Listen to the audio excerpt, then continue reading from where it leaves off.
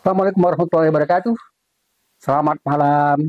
Semoga kita semua sehat walafiat dan dalam lindungan Allah yang Maha Kuasa. Teman-teman sekalian, ini adalah lanjutan dari hak DPR yang sudah kita bicarakan beberapa waktu yang lalu, malam lalu, dan sekarang kita mencoba untuk lebih memperjelas tentang hak angket.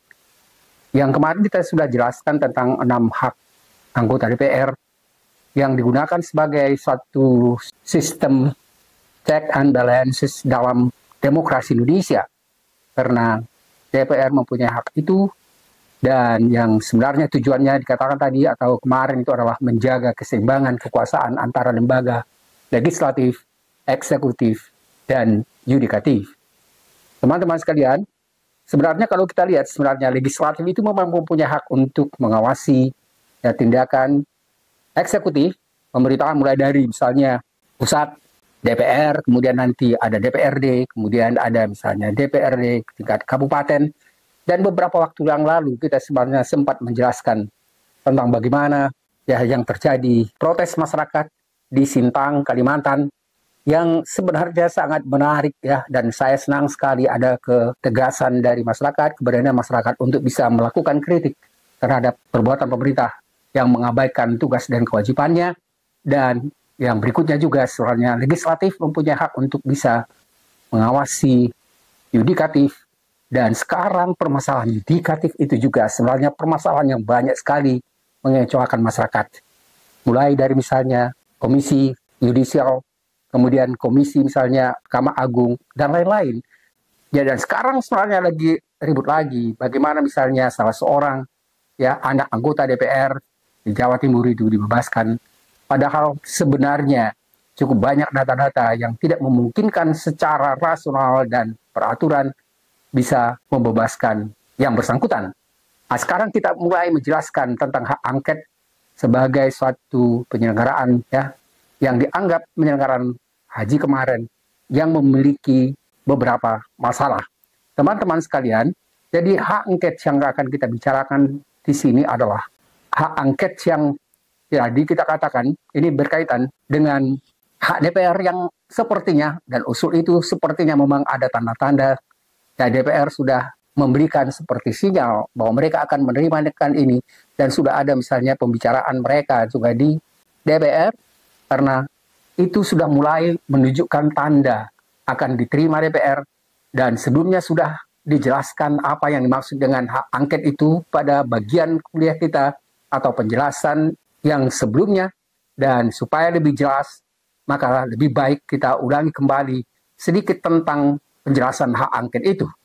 Jadi hak angket adalah salah satu dari hak yang dimiliki oleh anggota Dewan Perwakilan Rakyat DPR di Indonesia untuk menyelidiki suatu kebijakan pemerintah atau pejabat publik yang dianggap penting dan berdampak luas pada masyarakat. Teman-teman sekalian, jadi proses penggunaan hak angket biasanya sebenarnya melibatkan pembentukan sebuah panitia khusus atau komisi yang ditugaskan untuk melakukan penyelidikan. Dan DPR bisa memanggil pejabat pemerintah, meminta dokumen, dan mengadakan rapat atau sidang untuk menggali informasi yang diperlukan untuk memperjelas permasalahan yang diangketkan itu. Teman-teman sekalian, hasil dari penyelidikan ini dapat digunakan untuk atau sebagai dasar pengambilan keputusan politik, seperti memberikan rekomendasi atau saran kepada pemerintah, atau bahkan lebih dari itu, memulai proses impeachment yang ditemukan pelanggaran, jika ditemukan pelanggaran serius. Teman-teman sekalian, jadi hak angket merupakan alat pengawasan DPR dan alat pengawasan terhadap jalannya pemerintahan untuk memastikan bahwa kebijakan dan tindakan pemerintah sesuai dan tidak sesuai misalnya dengan hukum dan kepentingan publik. Jadi teman-teman sekalian, dalam melaksanakan hak ini biasanya sebenarnya ada upaya untuk bisa melakukan upaya-upaya untuk melakukan tindakan menghalangi, merintangi, atau mengganggu proses peradilan atau persetujuan untuk penegakan hak angket itu, dan tindakan-tindakan ini biasanya berupa berbagai macam perilaku, dan perilaku yang mencoba untuk menghalangi tindakan yang kita sebut tadi hak angket itu yang disebut dengan obstruction of justice. Jadi tindakan untuk menghalangi, merintangi, atau mengganggu proses peradilan atau penegakan hukum, itu yang kita sebut sebagai obstruction of justice. Dan itu sekarang sudah mulai terlihat, misalnya ada upaya-upaya awal untuk melakukan tindakan itu. Baik misalnya apa yang dilakukan oleh, kebetulan dia ketua NU, tapi juga sekaligus kakak dari Menteri Agama. Dan dia sudah mengatakan bahwa ini jangan-jangan ini karena ada hubungannya dengan kepentingannya, atau misalnya dengan kedudukannya sebagai anggota NU. Padahal sebenarnya itu tidak ada hubungannya dengan itu. Dan kemudian misalnya masyarakat dan anggota DPR sebenarnya menginginkan bagaimana tindakan atau pelanggaran yang dilakukan dalam pelaksanaan ibadah haji kemarin itu dianggap memang sangat tidak sesuai dengan aturan hukum yang ada. Teman-teman sekalian, jadi tadi kita akan bahwa tindakan ini disebut sebagai upaya untuk menghalangi berbagai macam supaya hak angket itu tidak berjalan. Itu tadi yang kita sebut sebenarnya dengan obstruction of justice, dan itu bisa dalam bentuk yang pertama, menghancurkan atau menyembunyikan bukti-bukti yang berkaitan dengan hak angket itu, atau yang sekarang misalnya yang berkaitan misalnya dengan penyelenggaraan haji tersebut. Jadi upaya itu mungkin saja memang dilakukan, dan upaya untuk merusak dokumen atau barang bukti yang relevan dengan penyelidikan atau persidangan, dan itu sebenarnya salah satu dalam bentuk upaya awal untuk melakukan tindakan apa yang disebut dengan tadi obstruction of justice itu. Yang kedua adalah mempengaruhi atau mengintimidasi saksi-saksi yang melakukan atau yang diperlukan untuk menjelaskan tindakan dan mencoba untuk mengubah kesaksian seseorang atau saksi, untuk membuat saksi takut, atau untuk memberikan kesaksian yang palsu, atau mungkin saja misalnya dengan mengiming-imingi misalnya uang, supaya misalnya saksi-saksi itu merasa bukan hanya terintimidasi, tapi juga misalnya mendapatkan uang. Walaupun uang itu akhirnya soalnya uang yang tidak wajar. Yang ketiga adalah menghalangi petugas penegakan hukum. Menghalangi tugas atau petugas penegakan hukum itu misalnya bisa dalam menghentikan atau menghalangi, mengintervensi petugas polisi saat mereka melakukan tugas-tugas mereka. Jadi ada intervensi, ada misalnya upaya untuk menghalangi, baik misalnya bisa itu dari polisi atau misalnya polisi juga dari atasannya, untuk bisa melakukan upaya untuk memperjelas bagaimana masalah itu yang sebenarnya. Teman-teman sekalian, di lingkungan kita sekarang ini, banyak sekali misalnya upaya-upaya yang dilakukan bagaimana misalnya untuk menang di dalam pengadilan dengan memberikan iming-iming atau melakukan intimidasi dan seterusnya. Dan itu sepertinya sekarang sudah hal yang biasa terjadi di dalam pengadilan yang ada di negara ini. Yang keempat adalah memalsukan informasi.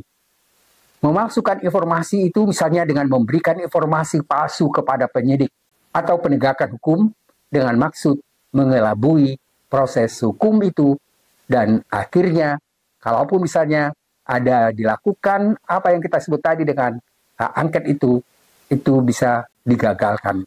Teman-teman sekalian, jadi obstruction of justice itu sebenarnya dianggap sebagai pelanggaran serius karena merusak integritas sistem peradilan dan menghambat upaya untuk bisa menegakkan hukum dengan adil dan efektif. Teman-teman sekalian, kita harapkan supaya teman-teman atau saudara atau siapapun yang dicoba untuk dipengaruhi untuk melakukan apa yang kita sebut dalam upaya menghalang-halangi atau merintangi terjadinya obstruction of justice ini, baik misalnya mulai dari awal atau dalam upaya yang sangat sederhana sampai misalnya yang besar pun, berhati-hati karena kita mengharapkan sebenarnya negara ini bisa berjalan ke depan itu dengan lebih baik. Jadi selama 10 tahun ini, apalagi misalnya 5 tahun terakhir, kalau kita baca bagaimana misalnya pandangan masyarakat, sepertinya tidak ada yang mengatakan ada hal yang lebih baik atau hal yang baik untuk pemerintahan yang sekarang. Begitu banyak hal-hal yang misalnya yang kejadian yang dalam bentuk misalnya korupsi ya, dan macam-macam itu, ketidakadilan, ketidakjujuran, itu selalu terjadi hampir setiap adanya upaya di dalam pengadilan, dan sepertinya tidak ada lembaga yang benar-benar bisa memuaskan harapan dan kepentingan masyarakat, baik juga misalnya termasuk pada tugas-tugas dan kewajiban anggota DPR, yang mudah-mudahan kali ini dengan adanya apa yang kita sebut tadi dengan hak angket itu bisa terlaksana dengan baik. Teman-teman sekalian, tadi sudah jelaskan tentang apa yang disebut dengan obstruction of justice itu, dan sekarang kita mencoba untuk menjelaskan konsekuensi obstruction of justice itu dan apa dampaknya. Teman-teman sekalian, kita mencoba melihat misalnya bagaimana tindakan yang dilakukan kalau misalnya ada seseorang melakukan apa yang disebut dengan obstruction of justice tersebut. Ada beberapa contoh sebenarnya yang dikemukakan di bagian ini tentang beberapa tindakan of justice yang dilakukan oleh kepala negara, malah yang saya ambil contohnya memang bukan di Indonesia, tapi beberapa kepala negara diberhentikan karena melakukan obstruction of justice itu. Dan contohnya saya berikan di sini adalah yang pertama adalah Richard Nixon.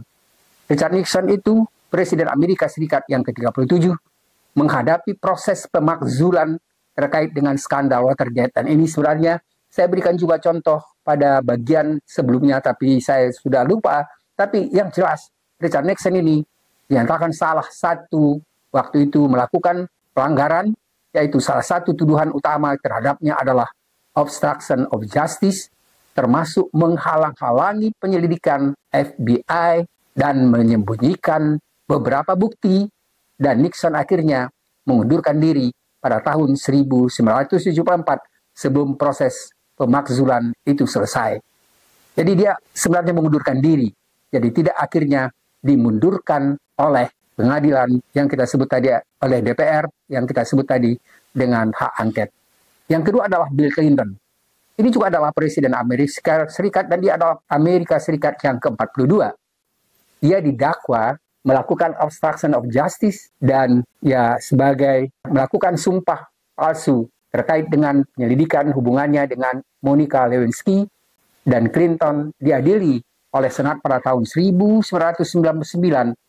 tetapi dia dibebaskan dari semua tuduhan dan tetap menjabat hingga akhir masa jabatannya.